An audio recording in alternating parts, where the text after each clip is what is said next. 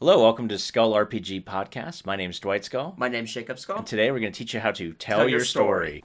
So, Dwight, I've noticed with our campaigning sessions that we always have this end goal as an NPC, as a PC party. So, in our current one, we want to go to Tavern, and one of the things I'm thinking of is, as a DM, if you've noticed that your player characters want to do X in your world, how would you help them with that by okay, so if we're hunting down weird doors or things decor in our tavern as we're adventuring, can you just throw somebody a bone every now and then of, oh yeah, you find these bronze swords that used to be wooden? Yeah, so a lot of times you'll probably find that your players have these weird recurring off the wall requests. So like right now in our game, going through the Temple of Elemental Evil, and we came across these bronze doors, and I suggested that we take them off their hinges and take them back. So we cast a spell to stone shape the things off, and then we spent, I don't know, a long time. I enlarged our people. We spent like 7 or 8 spells to drag these bronze doors out of the Temple of Elemental Evil, and then we decided these are going to go in our new tavern, even though that's not in the game. And so now, as we've found weird things like cups and playing cards, we've stolen them. Statues. We're trying to steal everything we swords. can to create this tavern. So what I would do, if it's not going to break my game, I would, and again, this is the problem. This guy, we're playing a pre-made adventure, again, Temple of Elemental Evil, and so our game master is just reading the text as is and just telling us what's happening. And so we keep asking, is this door wooden or not? Is it bronze? Is it iron? Every once in a while, I'd probably throw you guys a bone if I was the GM in this one, and I would give you guys a bronze door or an iron door or something cool for your tavern because it helps you stay connected. That said, I will say that this is the danger of running pre-made campaigns, pre-made modules, is that they were written in sometimes even a different decade than what you're playing in, to a different system that might be 2 or 3 systems ago. Mm-hmm. They don't scale well, and my other problem with pre-made is that they don't know your players at all. Every time I run a pre-made adventure, I've regretted it.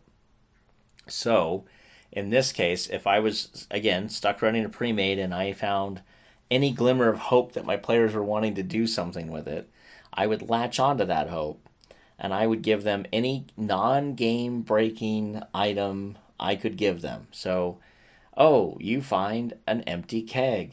Cool, you can use that in your tavern to fill it with actual ale one time. One of the nice things is every one of the temples that we destroyed had a really, really cool sword that was like a +2 sword with magical abilities. But once we shattered that altar, which we had to do anyway, it's now just it's a normal longsword, but it has this really cool fire thing etched into it. So now it's just a cool sword that they collect that they never sell. Which you could then put up in the tavern. So, yeah, if somebody had taverns, I would look for that. I mean, I've seen other stuff where the gaming group wants, typically it is a tavern, like, let's build something, or let's, I'm also a little nervous about that too, because at what point do the players get enough gold and they say, okay, we're not gonna explore the Temple of Elemental Evil.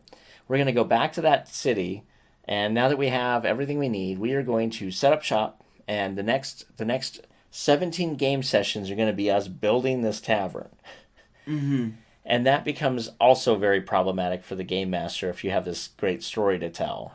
Which is one thing that you could do with that is you keep them interested by giving them more things, and then at the end of your pre-made or whatever, you could do a couple sessions of them building their tavern that you add on. So now they have that end lethargy of, we've been spending this whole entire time getting there, and now we've done it. Right.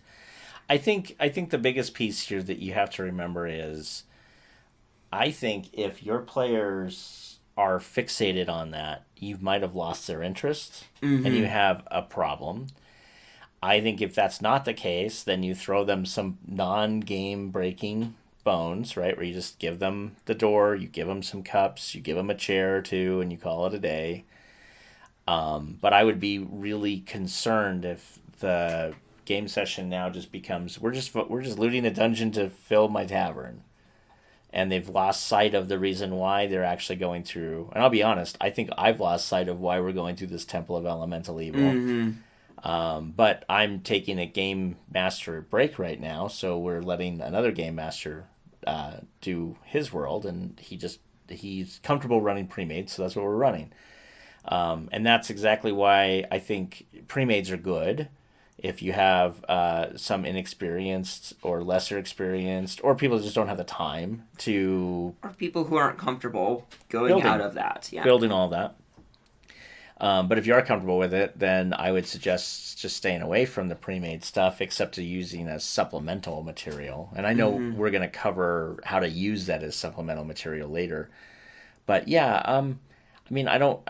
There's really not much more we can talk about on this, except just to say that really it's two things. Yeah, sure, throw them a bone. But really, my suggestion is make sure that it's not a systemic cry for help from your players, that they're looking for anything to do besides running through this dungeon. Mm-hmm.